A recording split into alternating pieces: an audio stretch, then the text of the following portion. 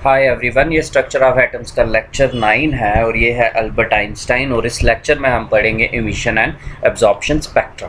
अरुण राणा। तो ये है आपका सिलेबस। इसके हमने पहले 5 टॉपिक्स कर रही हैं। Discovery, fundamental, atomic number, mass number, isotopes, earlier models, development leadings to Bohr model, और अब हम कर रहे हैं इमिशन एंड एब्जॉर्प्शन स्पेक्ट्रा। तो ये था इसका सिलेबस। अब हम स्टार्ट करते हैं इमिशन एंड एब्जॉर्प्शन स्पेक्ट्रा। तो सबसे पहले स्पेक्ट्रा कैसे बनता है। जब आप किसी भी सबस्टांस को, एक सबस्टांस ले लो, जैसे ये न्यूक्लियस आ गया, ये इसके सराउंडिंग में फर्स्ट शेल आ गया, ये सेकंड शेल आ गया, आपने पहले भी पढ़ा होगा। तो ऐसे बना देता हूँ मैं, ये फर्स्ट शेल आ गया, ये N1 फर्स्ट शेल आ गया, ये सेकंड आ गया, ये थर्ड शेल आ गया। जब आप इसकी किसी भी सबस्टांस को हीट करते हो, जैसे ये इलेक्ट्रॉन पड़ा हुआ फर्स्ट शेल में, इस सबस्टांस को आपने हीट किया, तो ये जो इलेक्ट्रॉन होगा इसमें एनर्जी आ जाएगी, ये जंप कर जाएगा कहाँ पे, हायर स्टेट में, एक्साइटेड स्टेट में। मान लो सेकंड लेवल में चले जाता है, मान लो थर्ड लेवल में चले जाता है, ठीक है, एक्साइटेड स्टेट में। An electron retain in excited state for 10⁻⁸ second के लिए, 10⁻⁸ सेकेंड में के लिए ही वो एक्साइटेड स्टेट में रहता है। उसके बाद वो जहाँ पे है, मान लो एक्साइटेड स्टेट में, उसके बाद वो इलेक्ट्रॉन क्या करता है, जंप करता है बैक। तो जब जंप करेगा, कोई चीज़ ऊपर से नीचे जंप करेगी, तो वो एनर्जी क्या करेगी, रिलीज़ करेगी। जब ऊपर जंप करना था, इसने हीट एब्जॉर्ब की थी। अब जब ये ऊपर से नीचे जंप करेगा तो एनर्जी क्या करेगी, रिलीज़ करेगी, और वो एनर्जी जो होगी वही लाइट निकलेगी यहाँ से, और वही क्या बन जाएगी, स्पेक्ट्रा बन जाएगी। ठीक है। जब किसी भी सबस्टांस को आप हीट करते हो, वो इमिट करता है रेडिएशन। वो कैसे होता है, जब हीट करते हो वो एब्जॉर्ब करता है रेडिएशन, एक्साइटेड स्टेट में चले जाता है, एक्साइटेड स्टेट में थोड़ी देर के लिए रहता है, और फिर वापस jump back to the ground state, it emits light forming a spectra. और इस स्पेक्ट्रा को देखने के लिए कोई डिवाइस यूज़ करेंगे, ठीक है, जिसमें हो सकता है टेलीस्कोप लगी हो। उस डिवाइस में क्या लगी होगी, टेलीस्कोप लगी होगी, माइक्रोस्कोप लगी होगी, तब इसको कहते हैं स्पेक्ट्रोस्कोप। क्या कहते हैं, स्पेक्ट्रोस्कोप। और अगर यहाँ पे कोई फोटोग्राफिक प्लेट लगी होगी, मतलब जो लाइट आ रही है उसको फोटोग्राफ पे गिनने देंगे, प्लेट पे, तो तब कहेंगे इसको स्पेक्ट्रोग्राफ। तो डिवाइस को कहते हैं स्पेक्ट्रोस्कोप, डिपेंडिंग अपॉन इसको कहेंगे स्पेक्ट्रोग्राफ। अगर डिवाइस में टेलीस्कोप लगी होगी तो उसको स्कोप कहेंगे, और डिवाइस में अगर फोटोग्राफिक प्लेट होंगी तो उसको हम क्या कहेंगे, स्पेक्ट्रोग्राफ कहेंगे। ठीक है, क्लियर। तो ये था आपका इमिशन और स्पेक्ट्रोस्कोप का intro.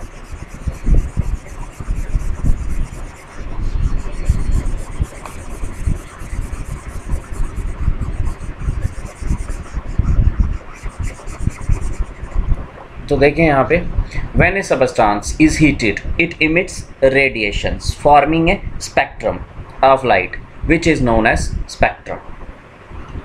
Next, the device used to obtain the spectra of a substance is known as spectroscope or spectrograph, depending upon whether the telescope is used to analyze it or it is obtained on the photographic plate. ठीक है, clear. तो ये दो types के होते हैं, emission और absorption spectra. Types of spectra कितने टाइप्स का, इमिशन और absorption. They are classified into following 2 types. कौन कौन सा, emission spectra and second one is absorption spectra. तो फर्स्ट ऑफ ऑल हम डिस्कस करते हैं इमिशन स्पेक्ट्रा। जब आप किसी बल्ब को ले लिया, बल्ब को हीट करते हैं, इस टाइम जो बल्ब में जो वायर पड़ी होती है वो किसकी वायर होती है, टंगस्टन की वायर होती है, पता है आपको, W टंगस्टन। और इस सबस्टांस को जब आप हीट करते हो, मतलब लाइट लगाते हो बल्ब, तो ये क्या इमिट करता है, लाइट रेडिएशंस इमिट करता है। उसको अगर आप पास होने दोगे, किससे, प्रिज्म से पास होने दोगे, तो प्रिज्म क्या करता है, प्रिज्म आपको पता है ये रिफ्लेक्ट कर देता है, डिस्पर्स कर देता है लाइट को इनटू 7 कलर्स। ये 7 कलर्स आ जाएंगे, 5, 6 और 7। ठीक है, तो कहाँ से, नीचे से, violet, indigo, blue, green, yellow, orange, red.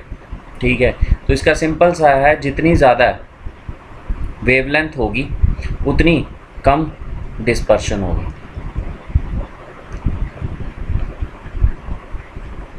तो क्या करेंगे, स्पेक्ट्रा में, इस स्पेक्ट्रा में, एमिशन स्पेक्ट्रा में क्या करते हैं हम, सीधे डायरेक्ट ही लाइट को पास कर देते हैं, किससे, किसी इंस्ट्रूमेंट से, जो उससे हमें स्पेक्ट्रा मिल जाता है।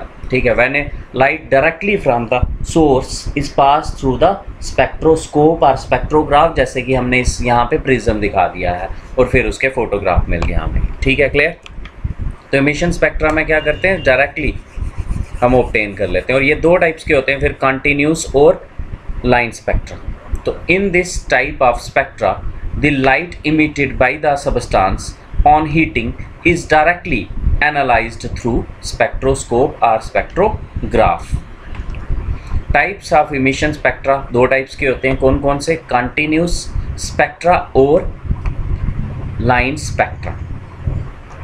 तो फर्स्ट हम पढ़ते हैं कंटिन्यूस स्पेक्ट्रा। कंटिन्यूस स्पेक्ट्रा यही है जो अभी हमने पढ़ा, जिसमें सारे कलर्स आ जाएंगे, violet, indigo, blue, green, yellow, orange, red. तो इसमें क्या लेना है, एक ऐसा सोर्स लेना है, सोर्स विच इमिट वाइट लाइट, जो वाइट लाइट इमिट करेगा वो सोर्स लेना और उसको सीधे पास कर लेना स्पेक्ट्रोस्कोप। यहाँ पे स्पेक्ट्रोस्कोप का काम कर रहा है एक प्रिज्म। तो जब इस वाइट लाइट को पास करेंगे, कितने कलर्स में डिस्पर्स हो जाएगी, 7 कलर्स में। अभी हमने पहले भी किया 4, 5, 6, 7 colours, violet, indigo, blue, green, yellow, orange, red. तो आपको पता है वेवगॉर, यहाँ से यहाँ की तरफ जाना हो, वेवलेंथ क्या होती है, इंक्रीज होती है। तो डिस्पर्शन क्या होती है, डिस्पर्शन मतलब बेंडिंग ऑफ लाइट। तो बेंड कौन सा कलर ज़्यादा कर रहा है यहाँ पे, वायलेट। तो डिस्पर्शन जो है वो इनवर्सली प्रोपोर्शनल होती है किसके, वेवलेंथ के। वेवलेंथ ज़्यादा होगी तो बेंडिंग जो होगी, बेंडिंग ऑफ लाइट, वो क्या होगी, कम होगी। ठीक है, रेड की बेंडिंग सबसे कम होती है, वायलेट की सबसे ज़्यादा होती है। ये आपको पता होना चाहिए एज ए साइंस स्टूडेंट। तो ये था कंटिन्यूस स्पेक्ट्रा। कंटिन्यूस स्पेक्ट्रा का मैं क्या करते हैं, white light from a source is directly pass through the spectroscope और स्पेक्ट्रोग्राफ। वाइट लाइट होनी चाहिए यहाँ पे। तो when white light from any source such as sun, bulb और any hot glowing body is analyzed by passing through a prism, it splits up into 7 wide bands of different colors from violet to red as shown below. तो यह shown in figure, ये है white light को पास किया, ठीक है, prism से, prism ने इसको 7 कलर्स में। तो इसमें आपने ये पढ़ा कि डिस्पर्शन, जो वायलेट से रेड की तरफ जाना हो, वायलेट से रेड की तरफ जाओगे तो वेवलेंथ क्या होती है, इंक्रीज होती है। और डिस्पर्शन का मतलब होता है बेंडिंग। डिस्पर्शन जो होती है वो क्या होती है, डिक्रीज। इसका मतलब डिस्पर्शन जो होती है वो इन्वर्सली प्रोपोर्शनल होती है किसके, वेवलेंथ के। वेवलेंथ ज़्यादा होगी, बेंडिंग कम होगी। This spectrum is called continuous. इधर सारे कलर्स हैं, कंटिन्यूस मतलब सारे, violet, indigo, blue, green, yellow, orange, red, सब कलर्स हैं। सेकेंड आ जाता है लाइट स्पेक्ट्रा। इसमें क्या करते हैं, कोई सबस्टांस लेते हैं, जैसे NaCl ले लिया, इन गैसियस स्टेट में और वेपर स्टेट में, गैस और वेपर स्टेट में सबस्टांस को लेते हैं और फिर उसको हीट करते हैं और उसके स्पेक्ट्रम को देखते हैं। जैसे हम सोडियम ले लिया, सोडियम इसको हीट किया, बर्नर की यहाँ पे हीट किया, हीटिंग कर रहे हैं, यहाँ से जो लाइट निकलेगी उसको पास किया, वही स्पेक्ट्रोस्कोप, स्पेक्ट्रोग्राफ से, प्रिज्म से पास किया। तो यहाँ पे जो बैंड बना वो सारा ब्लैक था, कोई कलर भी नहीं आया, मतलब ब्लैक है ये, कोई कलर भी नहीं है। सिर्फ 2 लाइनें आई येलो कलर की, बाकी सब ब्लैक।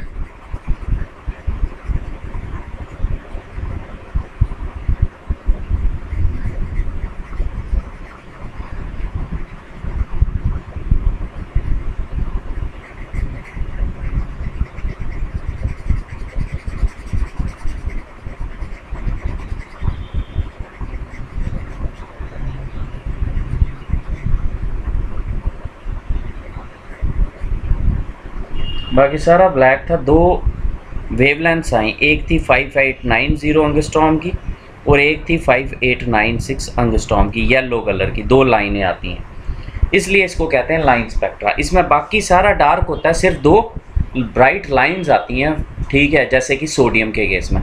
तो सोडियम के केस में हमेशा अगर सोडियम लोगे 2 येलो कलर्स की लाइंस आएंगी 5890 और 5896 एंगस्ट्रॉम। इसलिए हम कह सकते हैं कि ये क्या है, फिंगरप्रिंट स्पेक्ट्रा भी बोलते हैं इसको।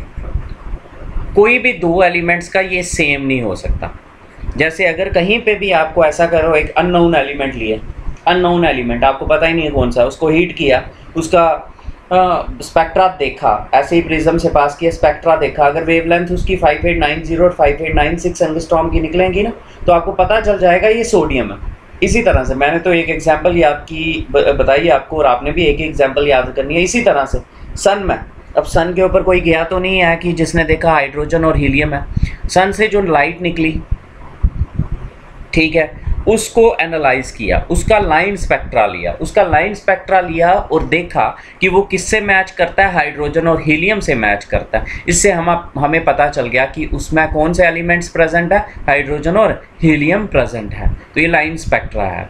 तो इसमें क्या करते हैं, किसी भी सबस्टांस को लेते हैं गैस और वेपर स्टेट में, उसको हीट करते हैं और उसको एनालाइज करते हैं, और ये कंसिस्ट होता है कुछ ब्राइट लाइंस का इंस्टेड ऑफ डार्क बैकग्राउंड। बाकी सारा डार्क होता है लेकिन कुछ लाइनें होती हैं, और ये फिंगरप्रिंट होता है, किसी भी 2 एलिमेंट्स का नहीं मैच करता है। जैसे एग्जांपल के लिए हमने एक एग्जांपल ले ली, सोडियम को लिया वेपर स्टेट में, उसको हीट किया और उसमें से जो लाइट निकली उसको पास किया प्रिज्म से, तो कौन से कलर की लाइट आती है, येलो कलर की आती है, और कितनी वेवलेंथ होती है, 5890 एंगस्ट्रॉम और 5896 एंगस्ट्रॉम।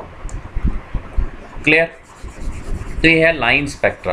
कंटिन्यूस में सारे कलर्स आते हैं, लाइन स्पेक्ट्रा में कुछ ब्राइट लाइंस आती हैं, ठीक है, और ये एलिमेंट का एक फिंगर प्रिंट रीजन होता है। तो when some volatile salt such as NaCl is placed in Bunsen flame or an electric discharge is passed through a gas at low pressure, light is emitted। जब कोई भी volatile salt ले लिया, जैसे NaCl ले लिया, salt नहीं लिया, एलिमेंट ही ले लिया, और उसको फ्लेम में आग लगाई, जहाँ फिर इलेक्ट्रिक डिस्चार्ज को पास किया through gas at low pressure, light emit होती है। When such A light is passed through a prism, no continuous spectrum is obtained, continuous, but some isolated colored lines are obtained on the photographic plate separated from each other by dark space as shown in figure। बाकी सारी dark होती है, सिर्फ 2 लाइनें आ गई यहाँ पे, 2 yellow lines आ गई। ये क्या लिया हमने, NaCl लिया, सोडियम भी ले सकते हैं, जैसे NaCl लिया, इसको हीट किया, 2 लाइनें आई 5890 और 5896 एंगस्ट्रॉम की। ये this spectrum is called as line emission spectra or simply line spectrum। next, moreover, जो line spectra of the elements are described as fingerprints differing from each other, since the line spectra of 2 elements never resembles, कोई भी 2 elements का resemble नहीं करता, just as fingerprints of 2 person never matches each other। next, the color of light emitted depends upon the nature of substance, such as sodium arid salt emit yellow light, while potassium arid salt emit violet lights। Potassium जहाँ उसके salt जो है वो कौन सी, give violet light देते हैं, ठीक है। तो ये था, इसमें क्या करते हैं, इसमें बाकी कंटिन्यूस स्पेक्ट्रा में सारे कलर्स आ जाते हैं, उसमें ऐसा सबस्टांस लेना जो वाइट लाइट इमिट करता हो। इसमें कोई भी सबस्टांस एलिमेंट ले सकते हो, जहाँ साल्ट ले सकते हो, जहाँ वो वेपर स्टेट में उसको हीट करना है बंसन फ्लेम पे, जहाँ फिर कोई भी गैस ले सकते हो डिस्चार्ज ट्यूब में, और फिर उसके स्पेक्ट्रा को देखना है, ठीक है। और इसमें क्या होता है, बैकग्राउंड सारी डार्क होती है, कुछ ब्राइट लाइंस आती हैं। नेक्स्ट है एब्जॉर्प्शन स्पेक्ट्रा। एब्जॉर्प्शन स्पेक्ट्रा में क्या करते हैं, ये ले ली हमने वाइट लाइट, इसको पास किया पहले सबस्टांस से, जैसे मान लो सोडियम से पास किया, या सोडियम क्लोराइड से पास किया इन वेपर स्टेट में, तो जब ये प्रॉपर्टी रहती है सबस्टांस की, जब इसको हमने वाइट लाइट को पास किया कि जो सबस्टांस हीट करने पे जो चीज़ इमिट करता है वो जब उससे पास होगी वही चीज़ वो एब्जॉर्ब करेगा। वाइट लाइट पास की इसमें से, तो इस सबस्टांस ने एब्जॉर्ब कर ली येलो लाइट, एब्जॉर्ब कर ली येलो लाइट, क्योंकि ये लाइट इमिट कौन सी करता है जब हीट करना हो, येलो। तो जब इसमें से लाइट पास करोगे एब्जॉर्ब कौन सी करेगा, येलो लाइट। कौन कौन सी, 5890 और 5896 एंगस्ट्रॉम वाली एब्जॉर्ब कर ली। फिर जो यहाँ पे लाइट निकलेगी वो सारी होगी, लेकिन उसमें येलो लाइट होगी। येलो लाइट की दो वेवलेंथ नहीं होंगी, 5890 और 5896 एंगस्ट्रॉम वाली, दो लाइनें नहीं होंगी, बाकी सारा होगा। और फिर इसको एनालाइज करोगे तो इस बार क्या आएगा, सारे कलर आएंगे, वायलेट भी आएगा, इंडिगो भी आएगा, ब्लू भी आएगा। ऐसे करूँगा मैं, वायलेट भी आएगा, इंडिगो भी आएगा, ब्लू भी आएगा, ग्रीन भी आएगा, येलो भी, ऑरेंज भी, रेड, बस दो डार्क लाइनें आएंगी बीच में। तो ये क्या है, एब्जॉर्प्शन स्पेक्ट्रा इमिशन स्पेक्ट्रा का उल्टा है। इसमें क्या करते हैं, वाइट लाइट को पास करते हैं सबस्टांस से और फिर एनालाइज करते हैं। उसमें क्या करते थे, डायरेक्टली एनालाइज कर लेते थे। इसमें वाइट लाइट को पास करेंगे सबस्टांस से और फिर एनालाइज। उसमें क्या करते थे, वाइट लाइट को डायरेक्टली पास कर लेते थे तो कंटिन्यूस आ जाता था, सबस्टांस को हीट करते थे तो लाइन स्पेक्ट्रा आता था। ठीक है, क्लियर। होता क्या है, इलेक्ट्रॉन जब हीट करते हो तो वो जंप कर जाता है एक्साइटेड स्टेट में और वहाँ पे वो 10⁻⁻8 सेकेंड के लिए रहता है, फिर वो वापस आता है तो वो इमिट करता है रेडिएशन जो बनाती है स्पेक्ट्रा।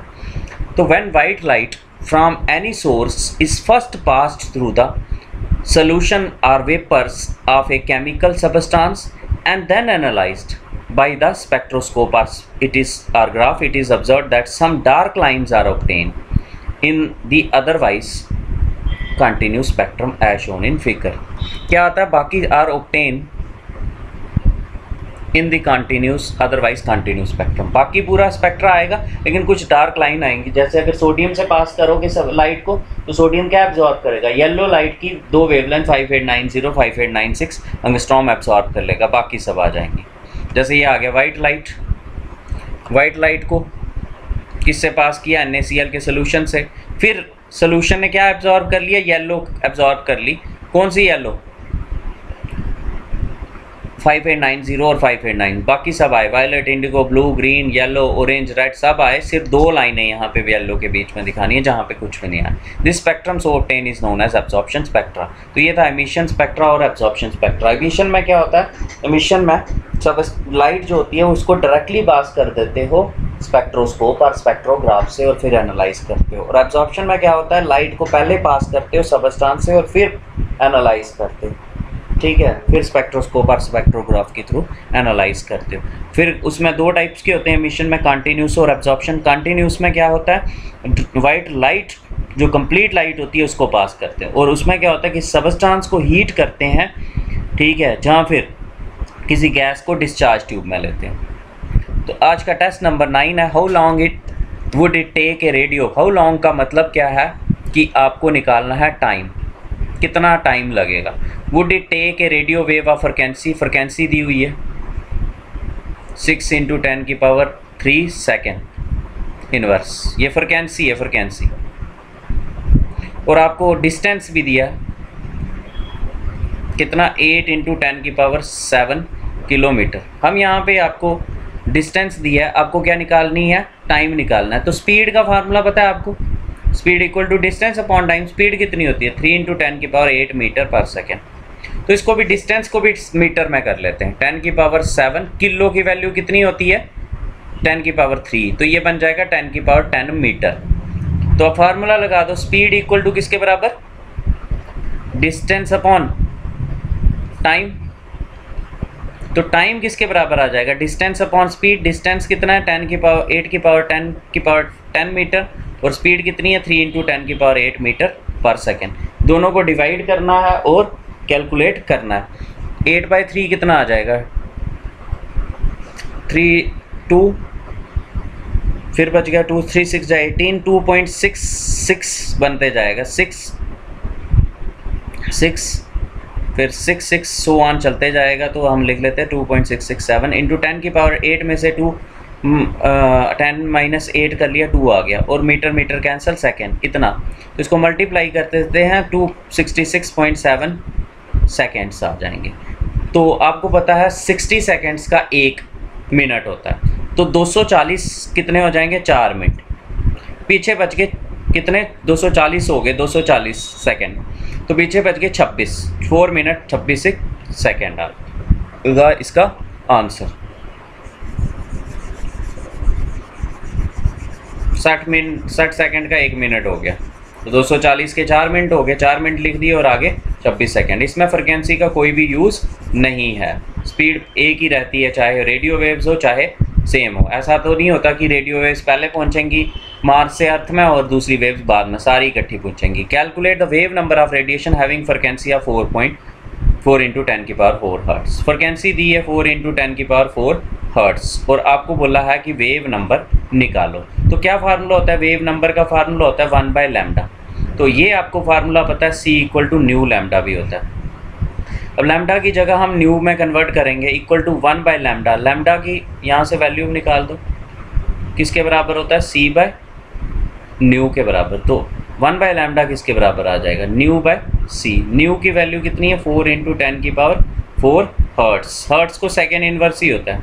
और c की वैल्यू कितनी है? 3 × 10⁸ मीटर पर सेकेंड। 4/3 आ गया 1.33 × 10⁴ -8 कितना? -4। और हर्ट्स और सेकेंड इनवर्स कैंसिल, बन गया ऊपर जाएगा ये मीटर इनवर्स। क्या आ जाएगा? Metre inverse. ये आंसर आ जाएगा। क्या फार्मूला? 1/λ होता है और c = न्यू लैम्डा होता है। यहाँ से लैम्डा = c/न्यू, तो 1/λ कितना बन जाएगा? न्यू/c। तो ये था आपका सेकेंड क्वेश्चन टेस्ट।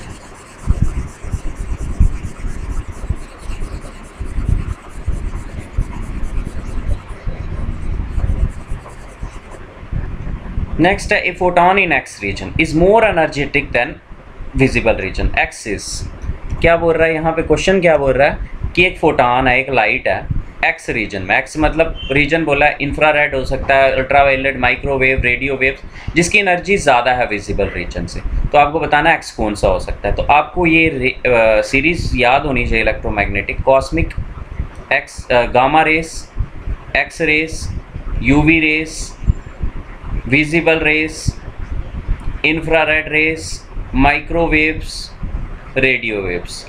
यहाँ से यहाँ की तरफ जाना हो, वेवलेंथ क्या होती है? इंक्रीज। फ्रिक्वेंसी क्या होती है? डिक्रीज। फ्रिक्वेंसी डिक्रीज होगी तो एनर्जी भी क्या होगी? डिक्रीज, क्योंकि E = किसके बराबर होता है? h/न्यू। न्यू डिक्रीज होगा तो एनर्जी भी डिक्रीज होगी। तो इसमें बोला है कि एक फोटॉन है जिसकी एनर्जी ज़्यादा है विजिबल से। विजिबल से ज़्यादा होने का मतलब है वो जो लाइट होगी वो इस साइड होगी, जो कॉस्मिक होगी, जहाँ गामा होगी, जहाँ एक्स होगी, जहाँ यूवी रेस होगी। तो इनमें से कौन सी है? इसमें इंफ्रारेड बाद में आती है, वो नहीं हो सकती। फिर यूवी रेस, वो हो सकती है। तो इसका आंसर आ जाएगा बी पार्ट। नेक्स्ट है, coloured radiation with lowest energy. Coloured radiation जिसकी लोएस्ट एनर्जी हो। तो लो आपको पता है विवग्योर, violet, indigo, blue, green, yellow, orange, red, ये है पूरी सीरीज। यहाँ से यहाँ की तरफ जाना हो, वेवलेंथ क्या होती है? इंक्रीज। फ्रिक्वेंसी क्या होती है? डिक्रीज। एनर्जी = h/न्यू, एनर्जी क्या होगी? वो भी डिक्रीज। तो सबसे ज़्यादा एनर्जी किसकी होगी? वायलेट की। वायलेट है विद लोएस्ट एनर्जी बोला है इसमें, तो सबसे ज़्यादा एनर्जी वायलेट की होगी, फिर इंडिगो की होगी। सबसे कम किसकी होगी? सबसे कम होगी एनर्जी रेड की। लोएस्ट एनर्जी किसकी होगी? रेड। रेड है ऑप्शन में, रेड नहीं होता ऑरेंज देखते, येलो देखते, तो इसका आंसर आ जाएगा रेड। रेड की एनर्जी सबसे कम होगी कलर्ड रेडिएशंस में।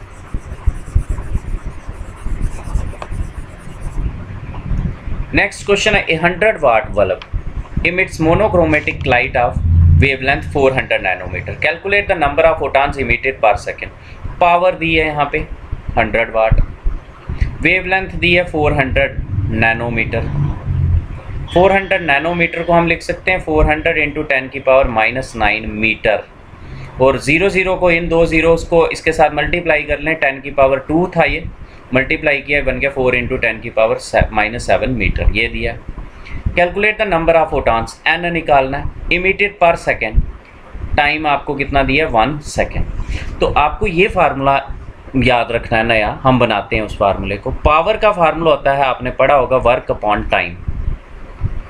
Work is equal to energy, energy upon time. और एनर्जी का फार्मूला आपने पढ़ा है h/न्यू, h/न्यू अपॉन टाइम। ठीक है, एनर्जी का फार्मूला, अगर नंबर ऑफ फोटॉन्स है n, N H nu upon T, ये फार्मूला। अब न्यू की वैल्यू कितनी होती है, C equal to nu lambda होता है, तो न्यू की वैल्यू होती है सी अपॉन लैम्डा, इसका formula N H C lambda by T. ये लिख सकते हैं पावर होता है वर्क अपॉन टाइम। वर्क किसके बराबर होता है, एनर्जी के बराबर ही होता है, जितनी एनर्जी होगी उतना ही वर्क करोगे आप, work equal to energy upon time. और according to Planck's quantum theory E equal to किसके बराबर होता है, एन एच न्यू, ठीक है, N H nu upon time. अब न्यू ने यहाँ पे वेवलेंथ दी है, तो C equal to nu lambda होता है, यहाँ से मैंने लैम्डा की वैल्यू निकाल ली, न्यू की वैल्यू निकाल ली, न्यू की वैल्यू सी अपॉन लैम्डा वो भर लिया, तो आपको पता है पावर। अब फार्मूला हमारे पास ये भी है, N H C upon lambda T formula होता है। यहाँ से पावर गिवन है आपको, एच की वैल्यू आपको पता है, सी की वैल्यू आपको पता है, लैम्डा आपको गिवन है 4 × 10 की पावर, टी आपको गिवन है 1 सेकेंड, एन निकल जाएगा, implies N equal to power, power की वैल्यू कितनी 100 वाट। नेक्स्ट आगे लैम्डा चले जाएगा, लैम्डा की वैल्यू कितनी 4 × 10 की पावर -7 मीटर। टाइम चले जाएगा 1 सेकेंड, डिवाइडेड बाय नीचे क्या रह गया एच की वैल्यू 6.6 × 10 की पावर -34 जूल सेकेंड। सी की वैल्यू 3 × 10 की पावर 8 मीटर पर सेकेंड। तो बस इसमें से क्या एन इमिटेड पर सेकेंड है, एन सारा इसको कैलकुलेट करोगे आप, ये सेकेंड कैंसिल, ठीक है, ये मीटर कैंसिल, तो 100 वाट सबको मल्टीप्लाई करना है आपको, एन की वैल्यू निकल जाएगी। अब मैं निकाल के यहाँ पे कैलकुलेटर नहीं है, करो इसको 100 × 4, 400 आ जाएगा, 400 को डिवाइड करना है आपने, 400 ऊपर आ गया, नीचे 6.6 को 3 के साथ किया, ये बन गया 19.6, 19 × 20 के राउंड आ जाएगा ये, और पीछे बचेगा 10 की पावर -34 और -28 यहाँ पे नीचे हैं, तो कितना आ जाएगा -34 और 28 आ गया, 26 ऊपर गया तो ये बन गया -19, ये बन जाएगा 20.12 × 10 की पावर -7 है यहाँ पे, ऊपर गई है -7 + 34 कितना आ गया 27 ये आ गया 19। अब इधर से इधर अगर एक साइंटिफिक फॉर्म में लिखना है इसको सेकेंड इनवर्स, तो 2.012 × 10 की पावर 20 सेकेंड, तो ये आ गया सेकेंड इनवर्स, ये आ गया आपका क्या question. Clear? Thanks a lot for listening. जय हिंद।